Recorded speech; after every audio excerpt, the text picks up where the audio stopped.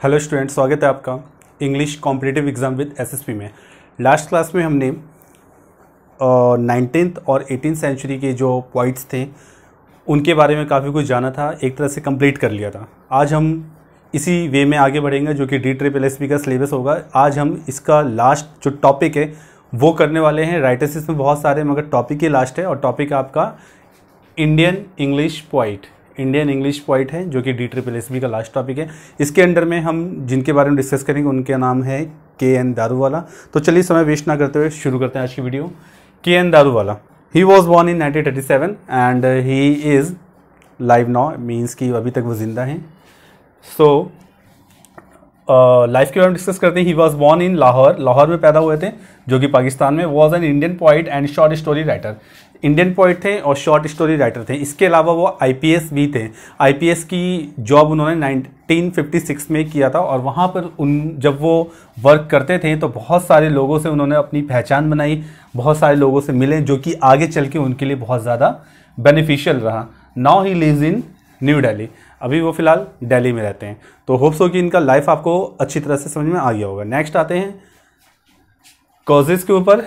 As I told you that he was working as IPS, so being a IPS he make identity in many of other persons, बहुत से लोगों से उन्होंने पहचान बनाई और इस पहचान से उन्हें फ़ायदा ये हुआ कि different kinds of social topics पे उन्होंने लिखना शुरू कर दिया और टॉपिक्स को समझना शुरू कर दिया और किस चीज़ की नीड है इस समय सोसाइटी को उस पर लिखना शुरू किया, जिससे उनको बहुत ज़्यादा हेल्प मिली।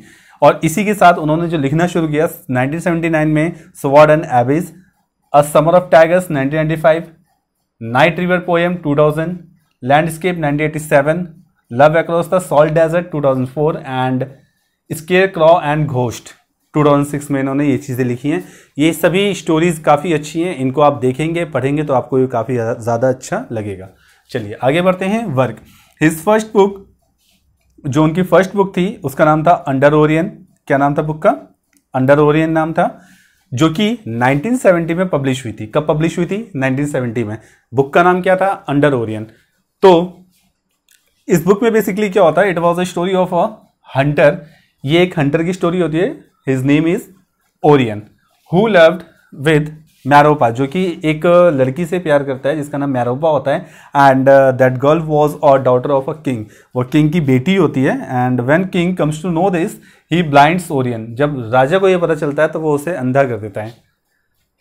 अब वो ऐसा क्यों करता है, क्या ये चीज़ें उसे करनी चाहिए थी, ये बात की बात है, ये स्टोरी में मेंशन किया गया है। फिलहाल हम टॉपिक पे आते हैं। He blinds Orion with the help of, अब किसकी हेल्प से उसे ब्लाइंड करता है? हेफेस्टस से। तो हेफेस्टस कौन थे? हेफेस्टस जो हैं वो ग्रीक गॉड हैं, उनकी हेल्प से, और साथ में एक सर्वेंट्स की हेल्प लेता है तो उनकी हेल्प से उसको वो अंधा कर देता है। एट लास्ट में क्या होता है कि हेलियस हैं जो कि सन गॉड हैं, वो क्या करते हैं इसके हील्स कर देते हैं ब्लाइंडनेस को, यानी कि इसकी जो आंखें गई थी वो वापस ले आते हैं। तो ये आपका अंडर ओरियन में स्टोरी है। होप्स हो कि आपको समझ में आया होगा और बहुत ही ईजी स्टोरी थी। अगर आपको समझ में नहीं आया तो आप वापस पॉज करके पीछे कर सकते हैं। नेक्स्ट है ऑनर्स। ऑनर्स देखते हैं। देखिए निजी म्यूजिकल के बारे में हम पढ़ चुके हैं पहले। निजी musical also Indian English poet, इनके बारे में हम काफ़ी कुछ पढ़ चुके हैं, बहुत अच्छे पोइट थे।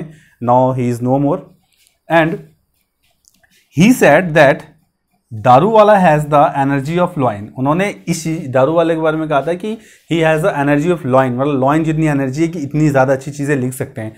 तो सोचिए कि ये अपने आप में ही एक ऑनर्स की बात है कि दूसरे पॉइंट आपको इतनी बड़ी उपाधि दे रहे हैं, इतना बड़ा एक दर्जा दे रहे हैं। ठीक है, इस रिलेटेड क्वेश्चन आता भी एग्जाम में, ये आपको ध्यान रखना है कि मे बी आपसे पूछ सकते हैं एग्जाम में कि Daruwala has the energy of lion, किसने कहा था ये शब्द, ये सेंटेंस किसने कहा था? तो आपको टिक करना है निजी म्यूजिकल पे।